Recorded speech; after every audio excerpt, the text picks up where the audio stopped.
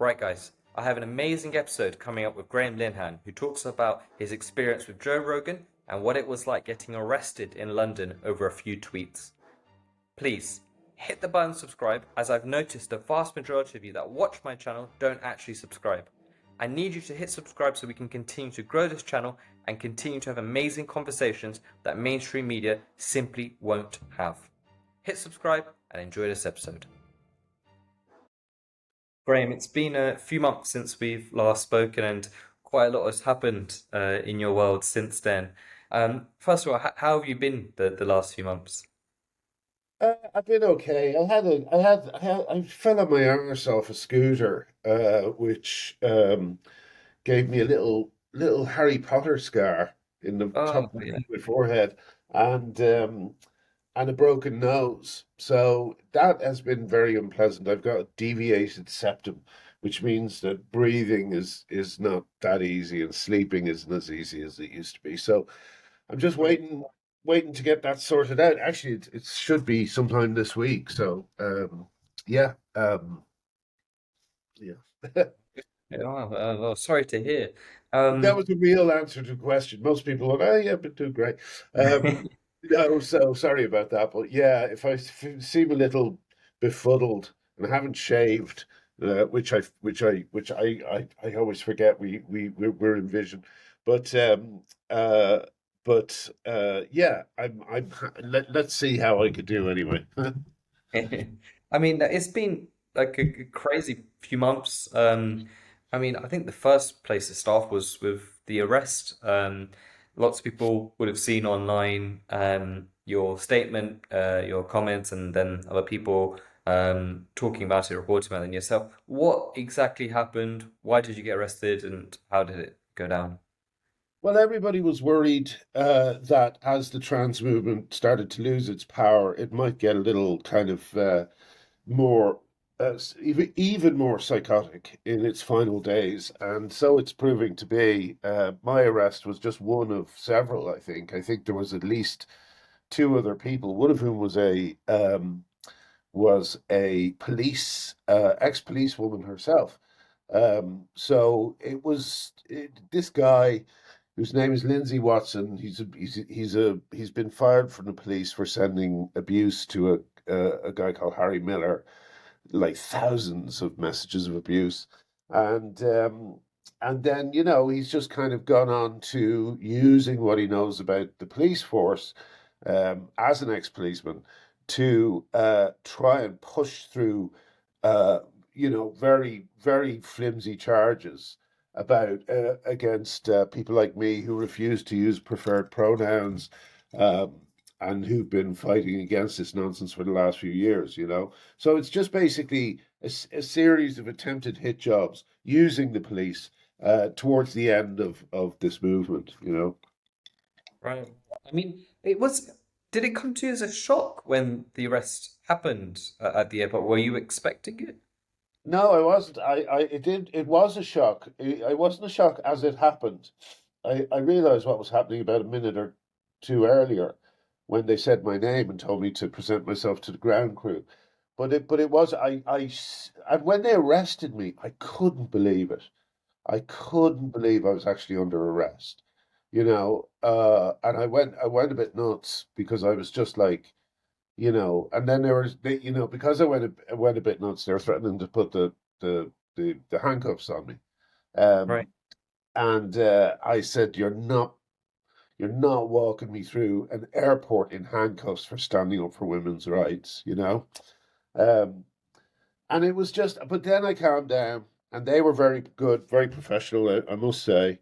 Uh, they they basically allowed me to go out a different way, so we didn't even have to walk through the airport.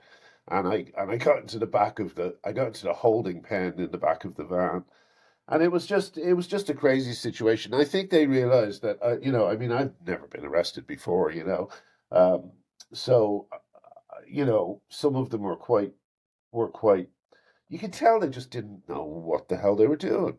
You could tell they didn't know, what the job or what the offense was. It's I don't know.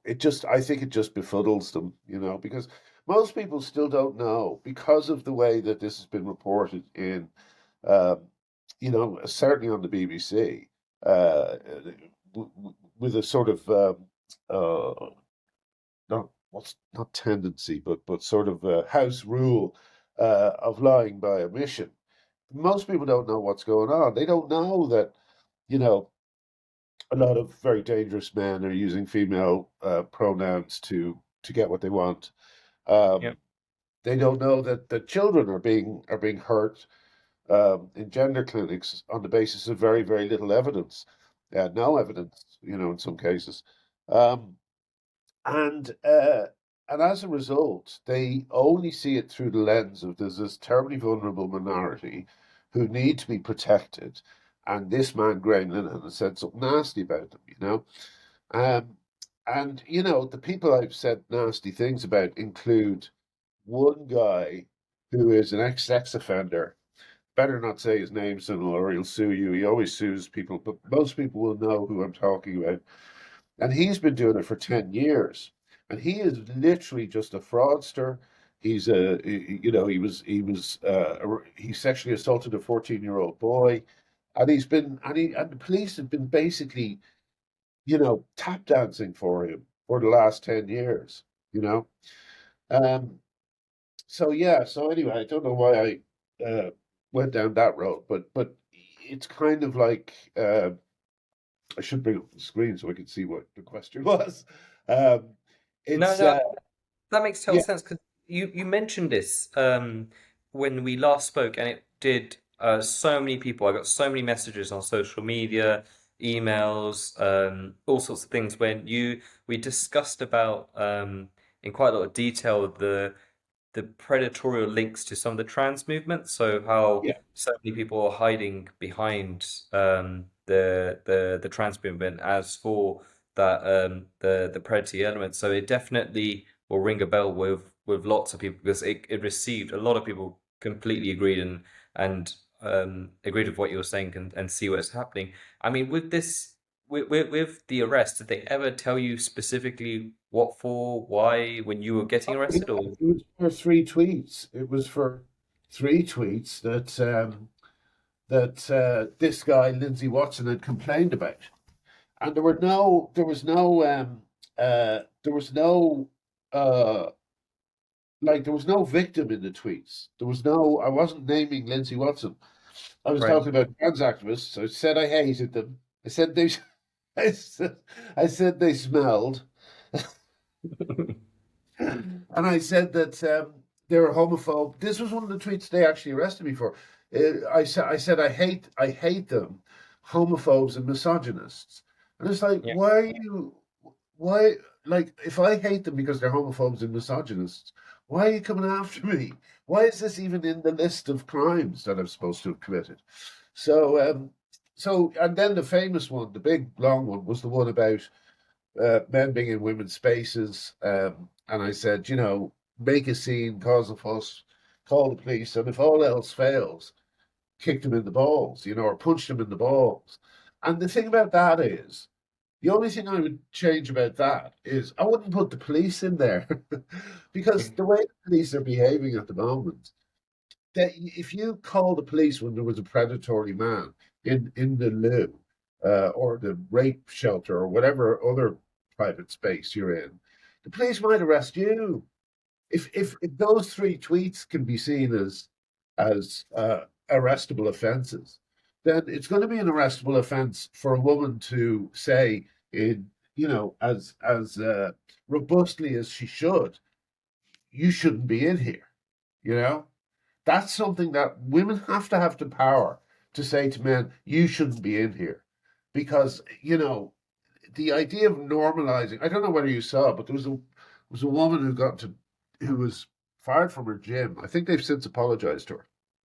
Uh, and she shot a film of the bloke who had gone into the women's toilets. And, he's not even identifying as anything. He's just a bloke. And he's just walked into the women's toilets and is getting, maybe he has an earring in. Maybe that's the sign that that women are supposed to take, that this guy can look at them naked. But you know, it's once you normalize the idea of men going into the ladies, then you know anyone can go in. There's a great quote I always use it. Feminists say it. It's very well put. You know, the good men stay out, so the bad men stand out. You know, and it's as simple as that. It's as simple as that. When so like with these tweets, like surely like what's the next steps? Like, is that gonna hold up in court? Like, are they No, they've dropped it. They've dropped it. I'm still in court for this other case that I can't really speak about, but okay? they've dropped the one they arrested me at the airport for. Um, but we're suing them, you know, because uh, you know it's so absurd, and it's not. And you know, I want to sue them. The reason I'm so happy to be suing them is not just because of this, but the police have been harassing me for 10 years on the orders of trans activists. You Yeah. know, and you know that's been one of the things that's added to my notoriety because people just think, well, the police must be visiting them for something, you know. And the truth is, yeah, they are. They're visiting me on behalf of a bunch of fucking criminals and fraudsters. They've been doing it for 10 years, and I'm just desperate to for more people to understand this part of the story, you know. Do you feel like a shift in terms of the last time I spoke to you? I think it was early this year, and I think Trump had won the election, and we were both were kind of saying that we're hopefully seeing the change in terms of with the gender stuff and Yes. the ideologies. Like, has there been a shift for you personally though, where you're now gaining a bit more support? Because I think one of the frustrating things from our last conversation was the lack of support from people who knew you, colleagues, friends, family, whatever. Oh I feel yeah, but now. yeah, I've given up on that. You know, like no one even called me when I was arrested. When I was arrested, you know, like I now realize that I kind of realized recently that all the friends I lost, I made after I was famous. You know, with the exception of Arthur Matthews.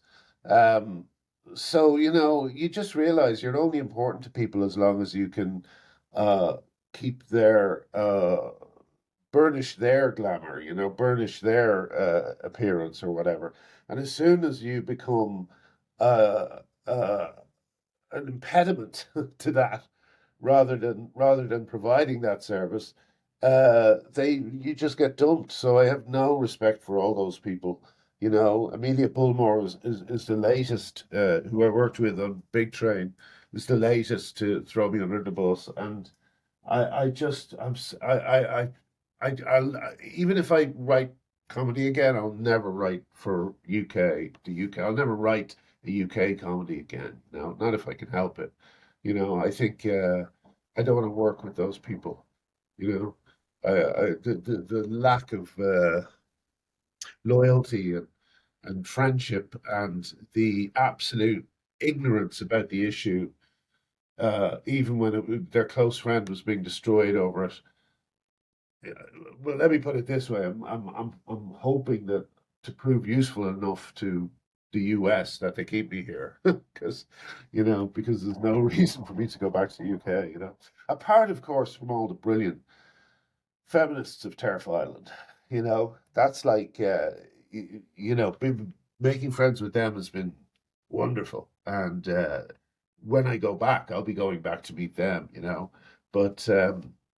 But in terms of work, I don't, even if I get something produced, I just don't want to work over that. I don't want to ever meet any of those people again, you know. So I mean, it's interesting to hear you say that. And has there been, I suppose, have you gained a lot of support in the last few months since some of the stuff that's happened? Do you feel like, I follow you on social media and so, and I feel like from the first time I spoke to you compared to now, I feel like you have more support. Oh, definitely. Oh, yeah, yeah, yeah. It was the best thing that could have happened, me being arrested, in the sense that, you know, I didn't realize that all I needed was to have something, this visible. Like being arrested for me, it was kind of like after I got over the initial shock, it did feel somewhat inevitable. I kind of thought, well, this is where it's always been leading, and but I think other people were terribly shocked by it, and other people were kind of like outraged on my behalf and so on. And I actually didn't really realize how big it was getting. It was like the next thing I'm getting in touch with Megan Kelly, who, was another person I wanted to speak to because she's got a huge platform. Um, Rogan had already happened. Actually, I'd been on Rogan when I said, "Oh, I have to go back for a trial next week," Um, and but yeah, I mean, it just caught people's attention, and I'm not sure why. Maybe a lot of people were feeling uncertain about the issue, and maybe this gave them a bit of clarity. You know what I mean? Yeah. Um, so I don't know, but it has been great in that sense. I could have done without the stress of it and the getting off a plane and then going into a prison cell is not the most restful thing in the world. Um, but I if they want to bring if they I'm hoping now that my arrest will lead to the end of all arrests for this type of thing, because it's nonsense to say that it's bigoted or hateful to not want men in women's changing rooms, to not want children hurt in gender clinics. It's nonsense, and hopefully I've helped quicken its end. Hopefully, but I think even the work you've done before was amazing. And I was saying actually to my wife when it happened, almost as if maybe it would have been better. I don't know if this is the right thing if you had got arrested earlier, because then you would have got maybe the attention. This wouldn't have got so crazy. And maybe if this happened a few years ago, it may have been even you wouldn't have to have gone through what you've gone through the last 2 years. Yeah, absolutely. Absolutely. Worse is better, as they say. Um, but it just shouldn't have come to that. It shouldn't have come to that at all. It's like why were people so reluctant to say basic things about safeguarding and basic women's rights stuff that was won over 100 years ago and has been in place since then? Why were people so happy to just let it go? I don't get it. I don't get it. And um, yeah, I'll just always be wondering about that, to be honest.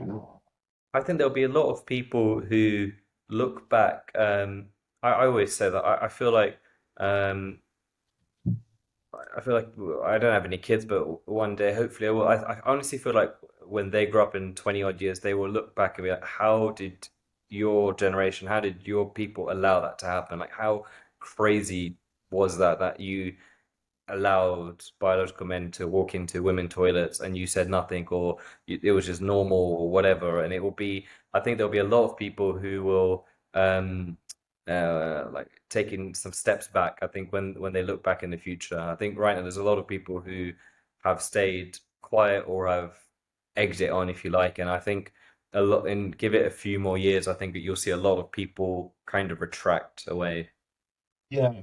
Well, yeah. I mean, the thing about it though is that the people I wouldn't say more contempt for, but equal contempt for, are all those who just stayed quiet and who knew about what was going on and didn't help.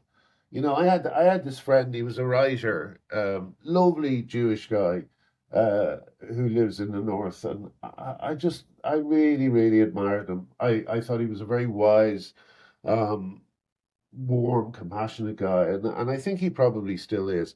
However, when I sent him photographs of what was happening to these kids, he just ignored them.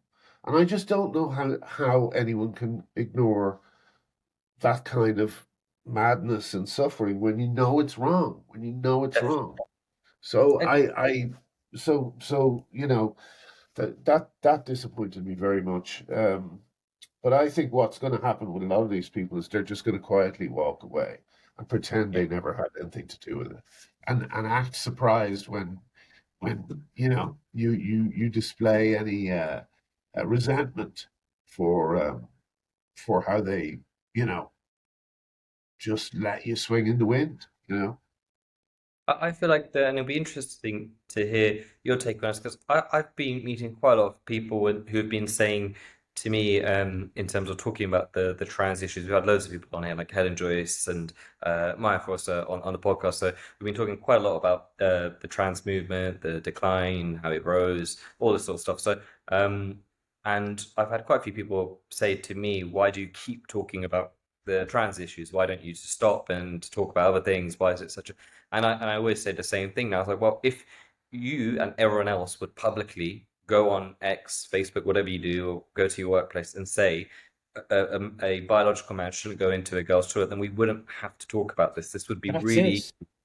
it'd be easy. Then we don't have to have this podcast and we can just talk about Father Ted and we can talk about the history of your work and stuff. But if you just talked, They've been yeah, stopped writing a new show, you know, and I'm only now getting a chance to do it.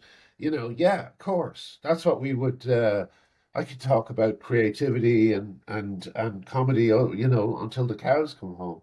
But because everybody else was looking the other way, it remained up to just a few of us, like myself and yourself, Susan, and Helen Joyce and a few others, people scattered across different jobs. And you know, Helen, of course, is in wrote the brilliant Trans, which is the name of her book, and you know, she the publishing industry just pretended it didn't exist. You know, sort of the way they did with me, except they were more active with me. I think more of my books were hidden, but yeah, you know, if these other people had done a single thing, I always said to my old colleagues, Arthur Matthews and all these, like, you know, if one person would just back me up on this, then I might not be so isolated, and I might not be such an easy target for them. And yeah. no, they just wouldn't do it, you know. Do you think it's different in America for you? Because like I've seen stuff, again, I don't know how you probably know best than me, but I've seen stuff about like production companies who are fundraising for like certain types of films and stuff like this. I think it was even Mel Gibson who's trying to promote, I think, Christianity or something in his films. And I've seen lots of different like do you think in America you get a lot more support compared to the UK? No, I'll tell you what you get. You get much more of a variety of opinions and ideas. You get it's not as certainly where I am, it's not as group thinky, you know. It's very, I mean, that's one of the things about America, isn't it? It's a country of individuals, you know. In fact, sometimes in a lot of their suburban spaces, every house is different from the house next to it, which is very different from how things are in Ireland or the UK. So there's a real, you know, there's still that kind of spirit of you know, the what were they, the homesteaders going out, you know, on their own and finding a piece of land and calling it theirs, and you know, it's a sort of a I would say ornery, kind of bullish, kind of proud individualism, you know, when it comes to ideas. And I think that's great. The discourse is, it seems to me, I could be wrong, but I think the discourse is a lot healthier over here. You Right. know, the discourse in the UK is policed by media elites, and the discourse in Ireland is the same way. But I think America is too big to be effectively policed by the same group of people. So it's much more, I think that you're just seeing a lot more people stand up to them. You didn't see the thing the other day. There was the video of a guy, and he was wearing like a woman's top and a short skirt and stockings. And he was talking to this woman who was dressed as a Native American. Oh yes, In, I've seen this. Yeah, yeah, yeah, yeah. and he was castigating the woman in public, for people who haven't seen it, castigating the woman in public for appropriation while dressed as a woman. And someone at a table next to them had the presence of mind to take out a camera and stop filming, and pointed it out. You're dressed as a woman. And he goes, he says, "Are you trans?" And the guy goes, "Do I look trans?" And he goes, "Yeah, well, but it is Halloween, you know." And do trans people have a beard? He goes, yeah, if they take hormones and stuff. And basically, this guy, he walked onto a rake. He just walked onto a huge rake, and then he kept walking on them for a while until he had to leave. And it was lovely. You could really tell that everyone was on the side of the woman, you know. Everyone was on the side. No one liked the lecture. No one appreciated it. Everyone thought it was absurd. You could sense it.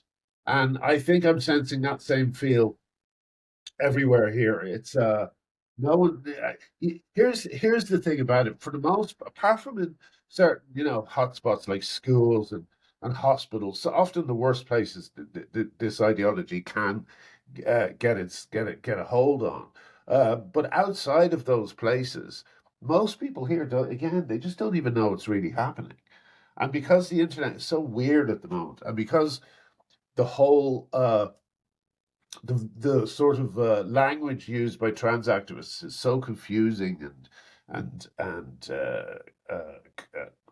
contradictory, and the goalposts are moving all the time, and the words are moving all the time, and what's offensive and what isn't is moving all the time.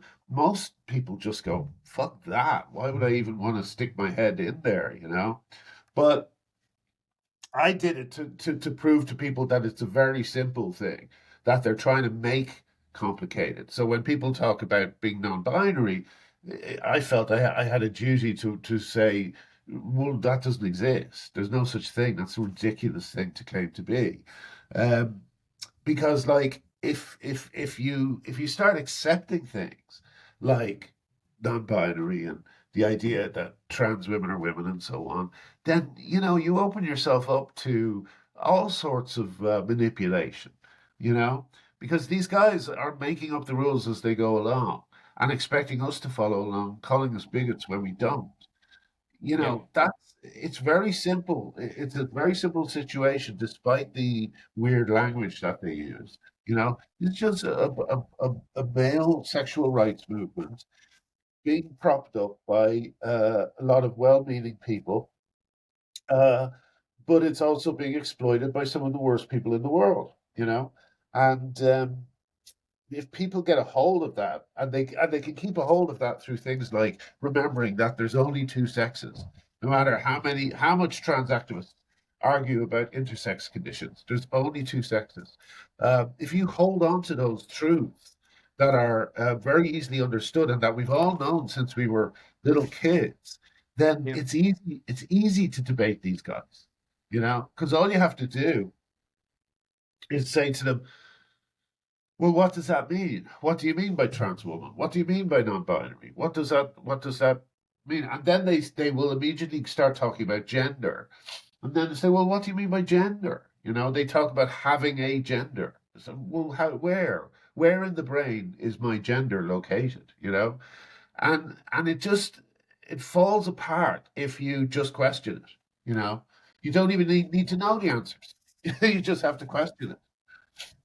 I mean, you mentioned there about well-intentioned people getting caught up in it. How are those people getting caught up in it? I really struggle to understand with those people who are some of them are very educated, but some of these people, have hold good jobs in prestigious places. How Yeah. do they get caught up in this movement where they not only do they go along with it, but in some occasions they're actually quite vocal and they actually will talk in great detail about it. How do you think these people get caught up in it? Well, I think a couple of things happened. One of the things that happened to me that didn't happen, that meant that I took this road, was that I wasn't going into work every day. I wasn't being subjected to HR lectures. I wasn't being told that I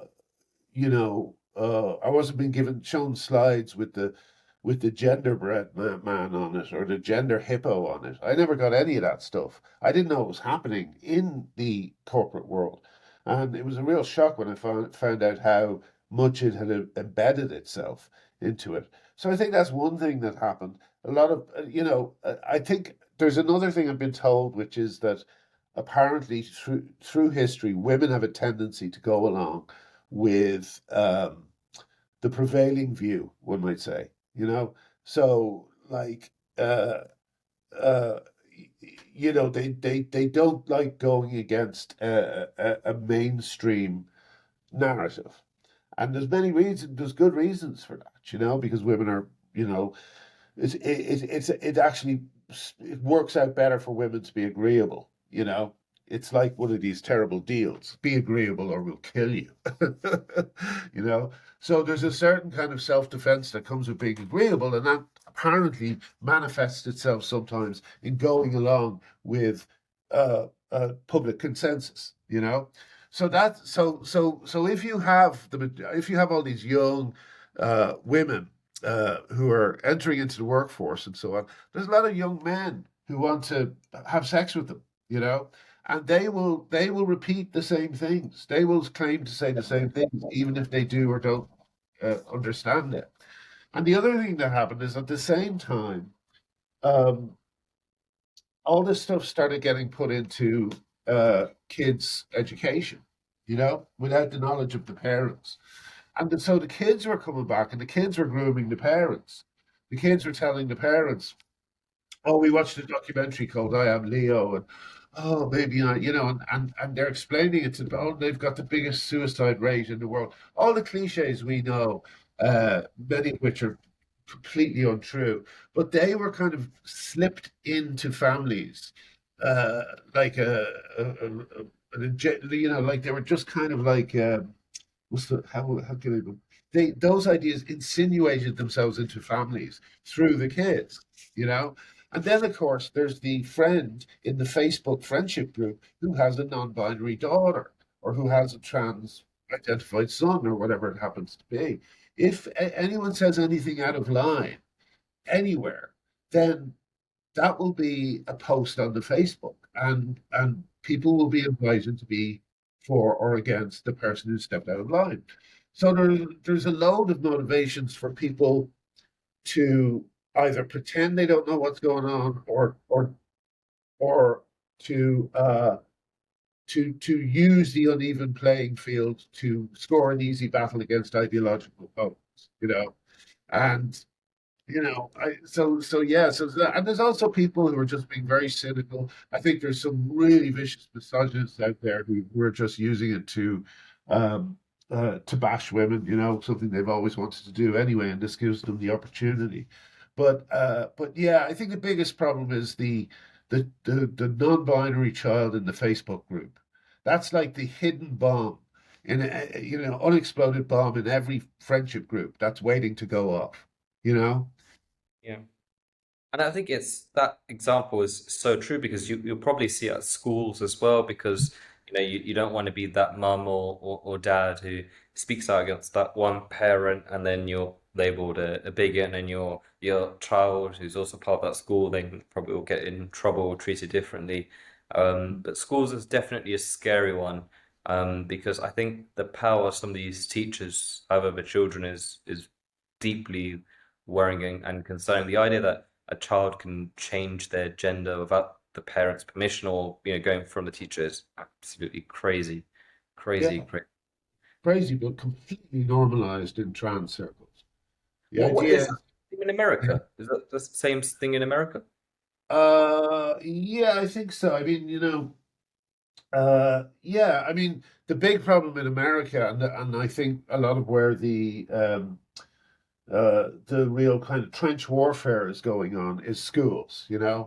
Um, and it's strange that the teachers are just digging their heels in. They're refusing to accept um, the parents' views on it, and they're creating all these kind of moments. Like the most famous one was in Loudoun County when a guy called Scott something, um, stood up for his daughter who had been raped by a young man in the girls' toilets. It was because he was a young man who identified as a girl, and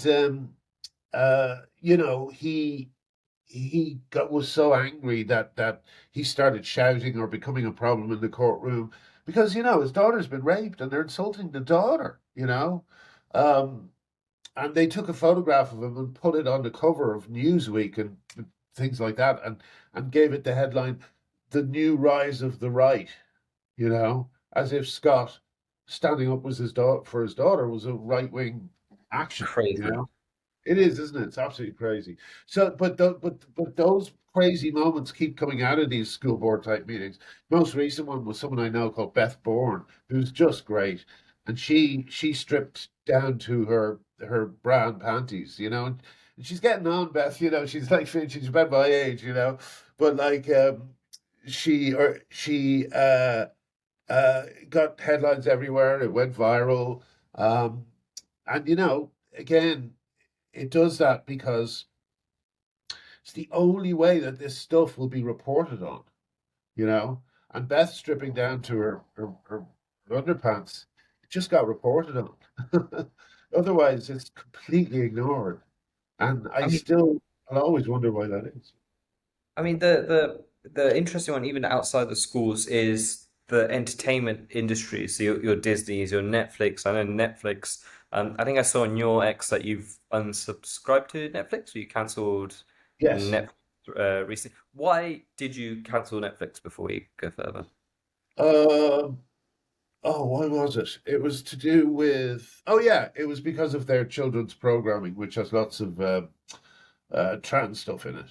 So I just thought, I think there was a slight movement to punish them for it. So I took part in it, especially since I go through Netflix. I don't really ever see anything I want to watch. Strange how much choice you Right. can have in it, and Yeah. it feels so barren. But yeah, so I just didn't do that. Recently, I don't know if you noticed, Sunil, but we've the other thing I've been doing recently is I've started crowdfunding for a detective because we're Oh, going to get a private detective to look into all the people that the police have been working with, and we're going to see if we can get something done about them. Um, wait. so why did I bring that up though? Well, before you Uh, carry on, we can definitely put the link to that crowdfunding in the link of this episode, so anyone yeah, listening, click link although it's in. not live at the moment, I'm still trying to get the bank details of the PI Okay. in there now. So, but I'll send it to you when it's live.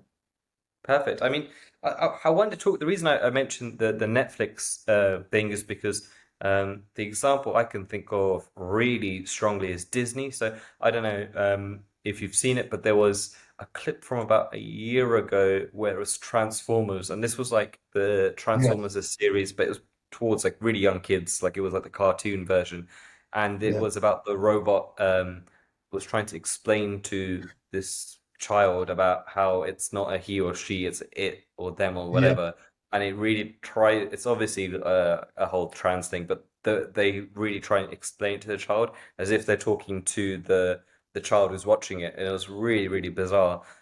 Yeah. I did a bit of digging afterwards, because everything I've ever seen on Disney, not that I really watch it, but anything I see, I always feel like there's a trans or something agenda.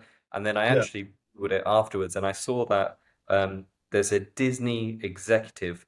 She's president of some part of Disney, and she has a transsexual child and a pansexual child. So the chances of that happening are more than 1 in 9 million that you have a transsexual and a pansexual child. Um, Yeah. so it just made me think about what we were talking about earlier, where she's probably that woman in that boardroom when they're talking about the content that they're doing as a massive network. And I don't think anyone's probably daring to go against when she says it needs to be more trans focused or whatever. But it's really, really scary. Yeah. No, that's right.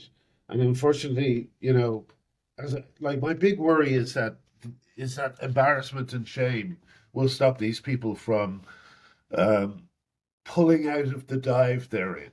You know, it's like I mean, if you've gone down the road of your kids being on puberty blockers and or even worse, cutting bits of themselves off under your care, you're never going to be able to face up to the fact that you uh, you sort of encouraged them to do something terrible, um, or you didn't stop them. You failed in your duties as a parent. And I think Definitely. Helen Joyce spoke to that a while ago in an interview, and she said that those people in particular are going to be the hardest to come back from the break because they've invested too much. I mean, this person has well, arguably gained a career or whatever from this using essentially children almost as props. Or it feels Yeah. like anyway, that example. But there's so the first person I actually had on this podcast series was a woman called Miriam Grossman, who Yes, I know she Miriam.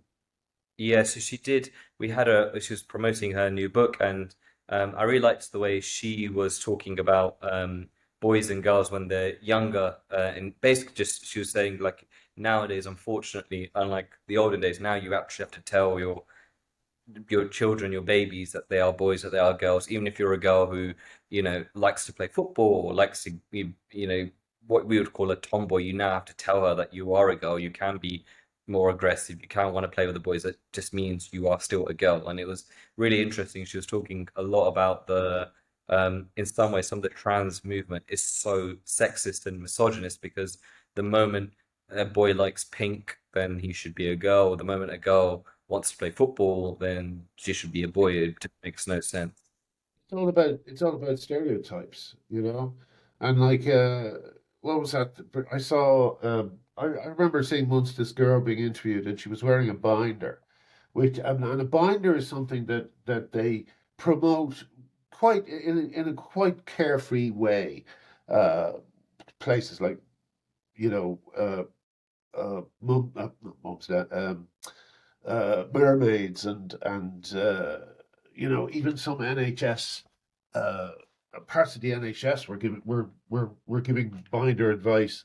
Um, the thing is, binders are enormously dangerous for young girls. They can completely crush your rib cage, and they can give What you is a binder?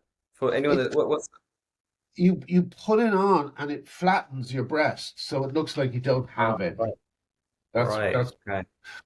And so these young women, who are on their way to getting their breasts cut off, wear them. And there was a girl being interviewed, and she was talking about, yeah, she said it's not ideal because the binder makes it very difficult to breathe. And one of the things I really wanted to do when I transitioned was play football. And so I'm not able to play football at the moment because, can't breathe. And it's like, you could have played football before, you know? Someone said if a girl says she wants to play football, you don't buy her a binder, you buy her a pair of football boots, you Yeah, know? Just crazy. how, I you mean, know. talking about something maybe slightly more positive, you on Joe Rogan's podcast, I listened to it. It was amazing. It was really good listening to you in such long detail. How was that experience like? How did he get in touch, and how was it going on there? I can't. I think we have a mutual friend, a lovely man named Adam Egan, who used to be Norm Macdonald's kind of second, sort of straight man on the Norm Macdonald podcast. And he just, we started talking, and I said, well, if there's ever, I think that's how he did it. And I said, if there's ever any way I could tell my story, that would be great. And yeah, you just got me on. And it was very matter of fact. He does it. I think he does it every day. Did you know this? I But didn't I didn't know realize that. this. I think he does it every single day. And he just says, we barely said hello, and the next thing we're sitting down across from each other on microphones. But I like that. It means you don't get nervous. It means that, you're straight in there, and yeah, it was good. It was good. I tried to get as much as I could in. But even with 3 hours, I could have gone on for another 3 hours about some of the stuff that's been happening. Was he So shocked, like, maybe after? I could see on the air he was a few times, but was he shocked about the whole your experience? Because obviously he's a comedian himself, so he will know maybe bits about this. But was he shocked when you, especially when you're talking about some of the stuff in the UK? yeah, yeah, absolutely. I think it blew his mind, some of it. And you know, this is a guy who hears some crazy stuff a lot, given his interests. But yeah, he was kind of blown away by it. And you know, it was great. It was great to hear someone kind of react to this stuff with the what I would call the correct attitude, which is, you know, how do we stop this? This is terrible, you know. That's what I expected I would have from the very beginning of this debate. I thought I would describe what was happening to kids, what was happening to women, and everyone would just kind of flock to my side, and it would be over. And you know, it's of course none of that happened. So it's just been 10 years really shouting the same things, you know.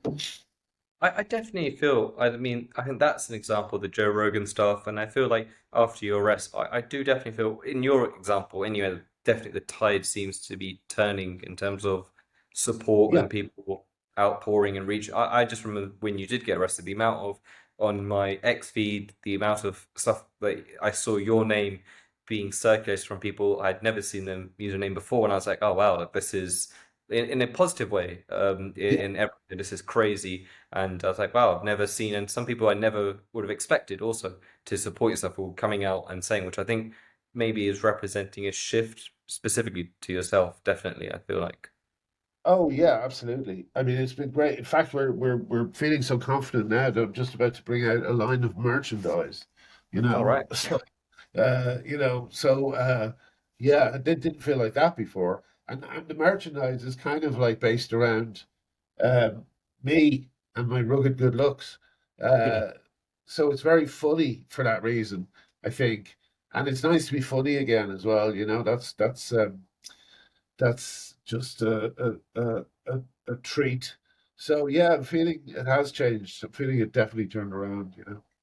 Talking of merchandise and clothing, I loved your outfit to court. I remember posting that as my Instagram story for a while. I loved the post. What inspired you to do that? Was that your idea? Did you just think of it off the cuff, or what inspired you to Wait, do was it? it the prison outfit? No, the you had the board on where you were in a Oh suit. no, that just happened to be there. There's a guy who carries the board around. I think his name is Stuart, and I just said, "Let me wear your board for the shot," and I just put it on. You know, it wasn't a big plan. You know. Okay, okay. That I remember that got a lot of attention. Again, I saw that everywhere. That was a yeah, Good. Yeah. really Well, good my idea. lawyer was a bit nervous about it, but he didn't think it looked great, and I was really depressed for a while. But then everybody started coming in; they loved it. You know. So you mentioned a bit earlier, you were talking about your back to writing and you're working on a new show. Is that correct? Yeah, working on a few ideas, one film, one drama, and a sitcom. And Wow. the drama it hasn't been written yet, but the sitcom and the film have been written. And yeah, I'm just kind of very much enjoying moving from one project to another at the moment and building up a roster of stuff that hopefully we'll be able to pitch. And if they don't like one thing, we'll have another thing up our sleeves, you know. So that's the idea anyway. Like, what happens next? So you've written this drama. What happens next? You pitch it to studios? Is that what happens? Or Yeah, I mean, the situation is complicated by my being cancelled, but I'm going to look into, you know, setting up meetings just myself, you know, rather than going through agents and so on, you know, to just write letters to people who you know, might be up for meeting up. Uh, Rob of Friendly Fire, he's doing the same thing.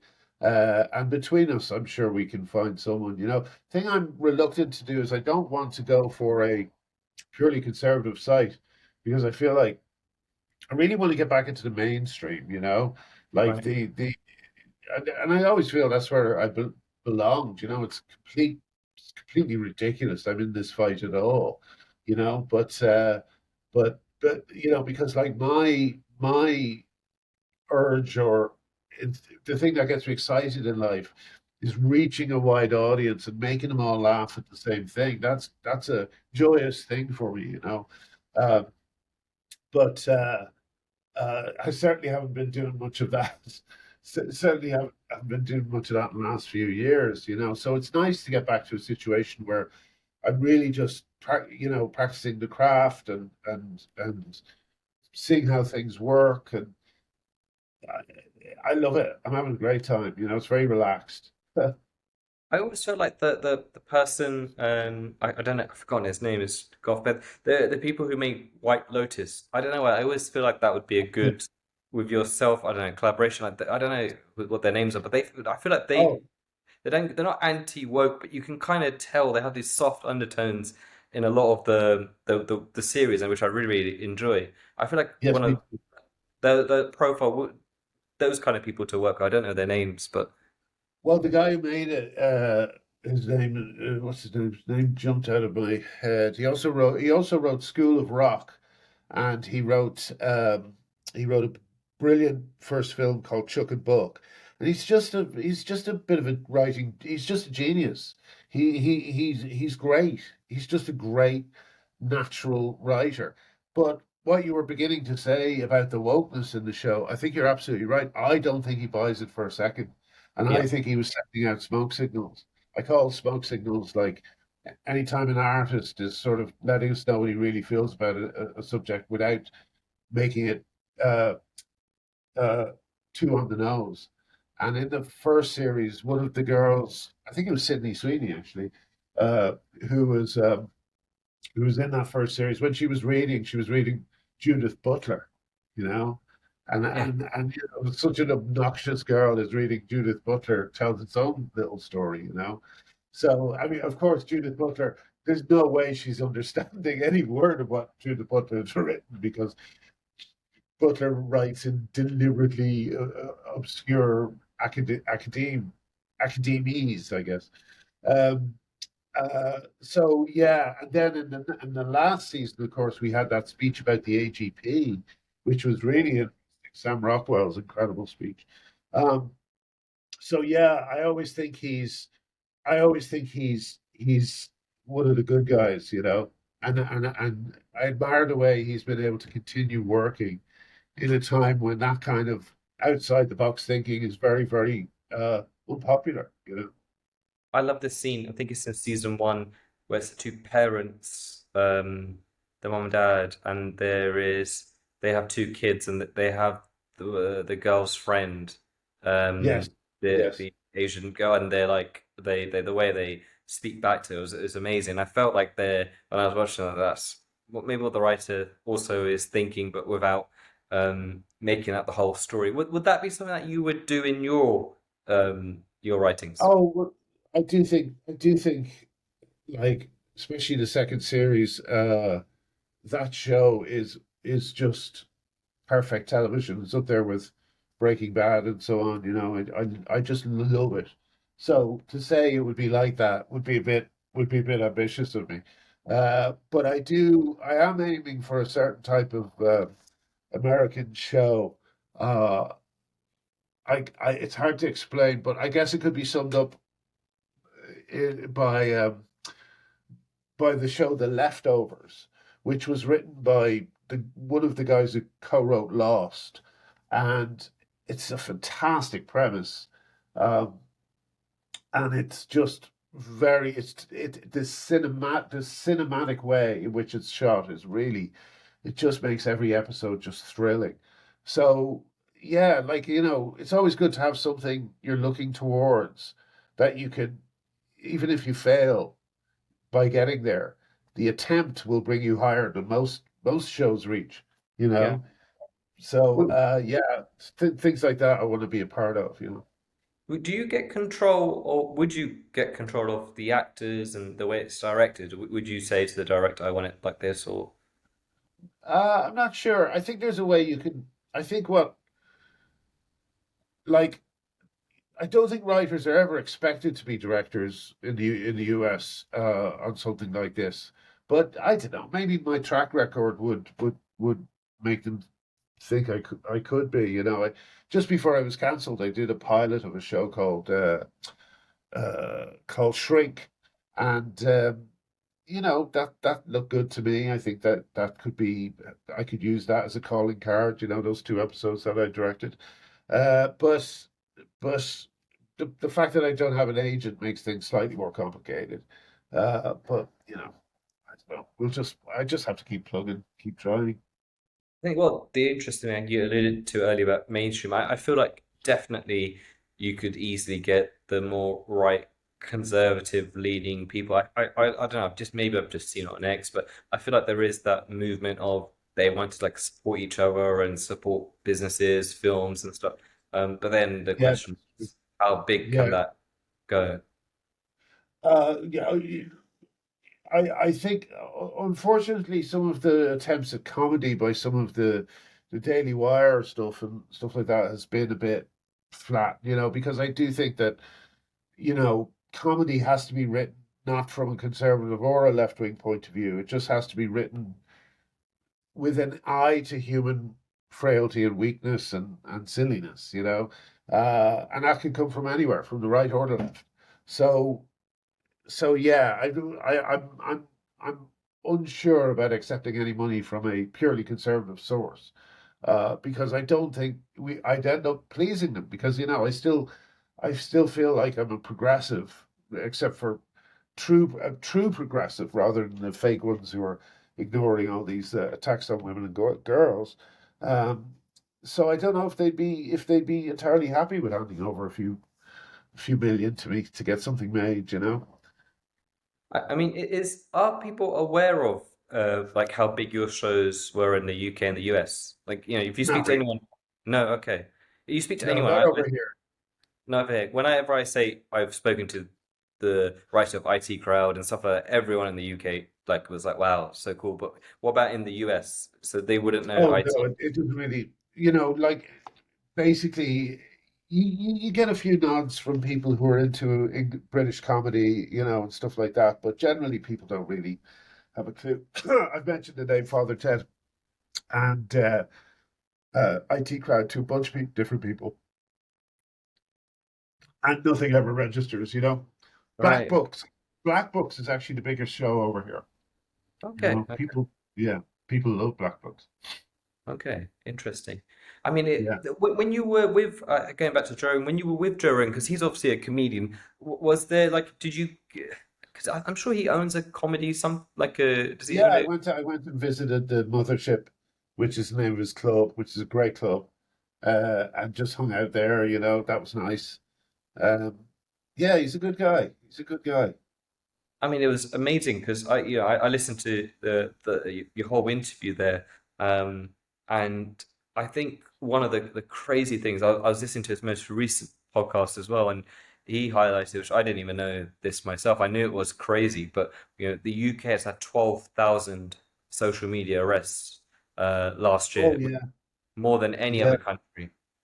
more than China, which is Crazy. just, yeah. I mean, it just shows um, how the chilling effect has gone. That like there's not more of a sense of crisis about it. You know. I mean, it's sort of a crisis. It's sort of a crisis moment, because they're expecting us to go by all these rules that are sometimes against our deepest principles. Yeah. Um, so I don't know. I don't know. I don't know where that's going to end, because I think that the police in the UK are already on a sort of it already feels like they're changing their role in society from chasing bad guys to controlling people, basically making Definitely. sure that two groups of people don't attack each other. Um, that seems to be all they do. They seem to be just patrolling the world for anything that might become a uh, an offense. And it's like, well, why don't you patrol the streets? you know, it's just a lot easier to patrol the internet. I have this whole theory that I think with the UK government, like the police and schools and teachers, they're becoming so much more than what they should do, which is a teacher to just educate, police to just keep you safe. I almost feel as if they're almost becoming like our parents in some ways, that they're doing so much more than just their jobs. And I actually, it's going to sound weird, but I do sympathize a little bit with them because I just feel like when they sign up to be who would sign up to be a policeman in the UK? I wouldn't like, I Yeah. think who would sign up to do that job? Yeah, yeah. Good question. Yeah, Uh, they and also, one thing I saw recently is them protecting a bunch of Antifa from a journalist, and it's like you're protecting men who wear black masks and goggles and have ACAB written on their shirts. All cops are bastards. Like, crazy. why are you protecting them? Again, it's crazy. Everything is upside down. It's so insane.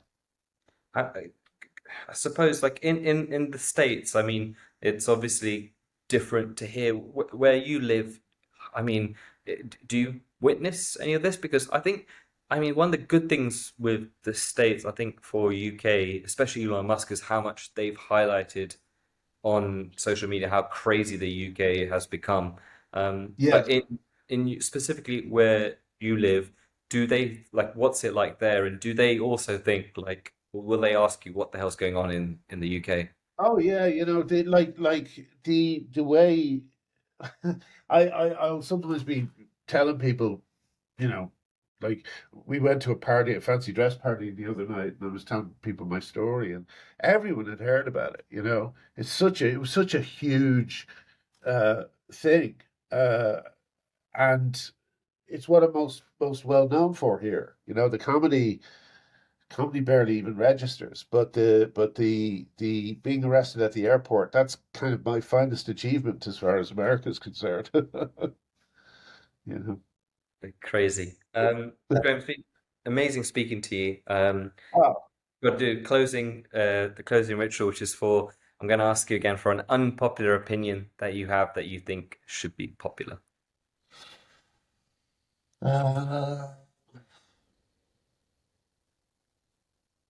yeah, I've had a whole hour to think about this, and I forgot to do it. Um, you see, that's the thing. My whole life is made up of saying unpopular things. So it's hard to pick one. Oh, okay, I'll tell you one. I think surrogacy needs to be looked at. I think that surrogacy, hiring a woman to give you a baby, using her body for 9 months, and then taking the baby away from her, I don't think that's a good thing. And I think that we have to look into it a bit more, especially after the cases of the guys who had adopted a child and then sexually assaulted them. And, we we need to look at surrogacy and not go down the same road of just accepting something because it seems like the progressive thing to do. I've always wondered with surrogacy how the woman feels after giving birth. Like I always had the presumption that there's almost like this motherly bond. Like so, how do you go for that Exactly. traumatic experience? How do you just give? Exactly. I think these people are so poor that they don't they just see the money at the start. But of course they're going to have that baby part of them for 9 months, and then they're going to have to give it up. I don't think anyone, again, I don't, in a similar way to the way kids are giving consent that's not informed. I think that, poverty stricken women being asked to have babies for rich Western couples is, yeah, it's just one of those slightly normalized things that perhaps shouldn't be normalized. Imagine being that child as well when you grow up and then you realize and you find out that you'd want to know who that woman is, and you probably have so many questions to your own parents, being like, "Well, that sort of stuff. I can't imagine what it must be like for that child who then becomes an adult and finds that out." Exactly, exactly, yeah. It must be just but funnily enough, that's not the worst that people are going to be facing the next few years. A lot of them are going to realize that they harmed themselves irrevocably on the basis of something that turns out to have been as uh, uh, stable and lasting in human history as bell bottom jeans or pet rocks. Uh, I always used to say these bell bottom jeans never castrated anybody. you know. So, Very but yeah. well. Thank you so much, Donald. That was great. Yeah, thank you so much for your time, Graham. Been amazing speaking to you, and yeah, have a good rest of the day. Excellent. Thank you.